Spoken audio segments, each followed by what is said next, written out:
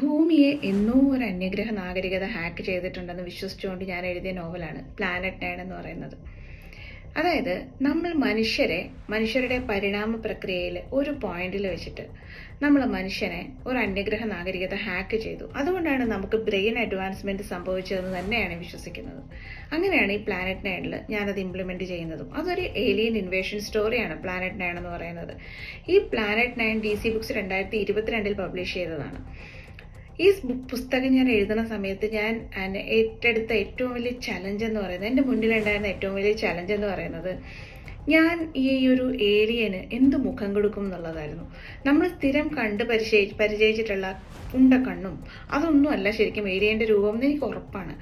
ഇപ്പം ഞാൻ കണ്ടിട്ടില്ല ഉണ്ടക്കണ്ണുള്ള ഒരു രൂപത്തെയും ഇവിടെയെങ്ങും. പക്ഷെ എനിക്ക് വിശ്വാസമുണ്ട് ഒരു ഏലിയൻ സിവിലൈസേഷൻ ഇവിടെ ഹാക്ഡ് ആണെന്നുള്ളത്.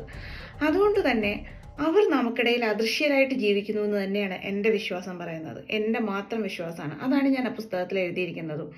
അവർ നമുക്കിടയിൽ അദൃശ്യരായി ജീവിക്കുന്നു എന്ന് പറയുമ്പോൾ അവർ ഇൻവിസിബിളായിട്ട് നമുക്കൊപ്പം ഉണ്ടെന്നല്ല, അവർക്ക് നമ്മളെ കൺട്രോൾ ചെയ്യാൻ പറ്റുന്നുണ്ട്. അവർ നമ്മളെ കൺട്രോൾ ചെയ്യുന്നത് നമ്മൾ ഈ കാണുന്ന, നമ്മൾ മനസ്സിലാക്കിയ എല്ലാ സൂപ്പർ പവേഴ്സും, ഞാൻ പറയുന്നത് മനുഷ്യൻ ഒരു കൂട്ടമായിട്ട് ചേർന്നുണ്ടാക്കിയ എല്ലാ സൂപ്പർ പവേഴ്സും, ഞാൻ പേരെടുത്ത് പറയുന്നില്ല, ഓരോ രാജ്യങ്ങളുടെ പേരിൽ കോൺസ്പിറസി തിയറികൾ ഉണ്ടായിട്ടുണ്ടല്ലോ, ആ രാജ്യത്തെ കൺട്രോൾ ചെയ്യുന്നവരാണെന്ന്. ആ എല്ലാ ഗ്രൂപ്പുകളും, ഇപ്പം ഇലൂമിനാറ്റി പോലെയുള്ള ഗ്രൂപ്പുകളിലും ഒക്കെയാണ് ഈ ഏലിയൻ ഹാക്കിംഗ് കൂടുതലായിട്ടും നടന്നിട്ടുള്ളത്. അങ്ങനെ വരുമ്പോൾ ഇവരെങ്ങനെയായിരിക്കും നമ്മൾ മനുഷ്യന്മാരെ കൺട്രോൾ ചെയ്യാൻ സാധ്യത? മനസ്സിൽ കൂടെ ആയിരിക്കും. കാരണം മനസ്സെന്ന് പറയുന്നത് ശാസ്ത്രീയമായി തെളിയിക്കപ്പെട്ടിട്ടില്ലാത്ത, എക്സിസ്റ്റൻസ് തെളിയിക്കപ്പെട്ടിട്ടില്ലാത്ത ഒരു വസ്തുവാണ്. അതേസമയം നമ്മൾ മനുഷ്യരെ എങ്ങനെ കൺട്രോൾ ചെയ്യാൻ പറ്റും? അവർക്ക് എങ്ങനെ ഉപയോഗിക്കാൻ പറ്റും? നമ്മുടെ ബയോ ഇലക്ട്രിസിറ്റി ഉപയോഗിക്കാം. നമ്മുടെ ബ്രെയിനിലേക്കുള്ള സിഗ്നൽസ്, ബ്രെയിൻ മാപ്പിംഗ് ചെയ്തില്ലേ, ബ്രെയിനിലേക്കുള്ള സിഗ്നൽസ് ഉപയോഗിക്കാൻ പറ്റും.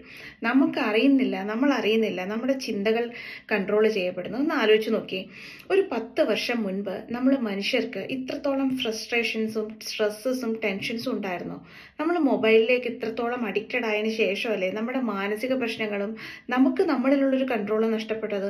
അതേപോലെ മൊബൈൽ ടവേഴ്സ് പോലെ, അല്ലെങ്കിൽ മൊബൈൽസ് പോലെ, നമ്മൾ ഈ കാണുന്ന 5G 3G സ്പെക്ട്രം പോലെ അങ്ങനെ ഒരു ടെക്നോളജിയാണ് ഏലിയൻ സിവിലൈസേഷൻ കൊണ്ടുവന്നതെങ്കിൽ, ഏലിയൻസ് ഇവിടെ എസ്റ്റാബ്ലിഷ് ചെയ്തിരിക്കുന്നതെങ്കിൽ, നമുക്കുണ്ടാവുന്ന എല്ലാ genetic disorders, genetic changes, mutations ഇതൊന്നും യാദൃശ്ചികമല്ല എന്ന് ഞാൻ ഉറച്ചു വിശ്വസിച്ചുകൊണ്ടാണ് അതിനകത്തെ ഓരോ ചാപ്റ്റേഴ്സും എഴുതിയിട്ടുള്ളത്.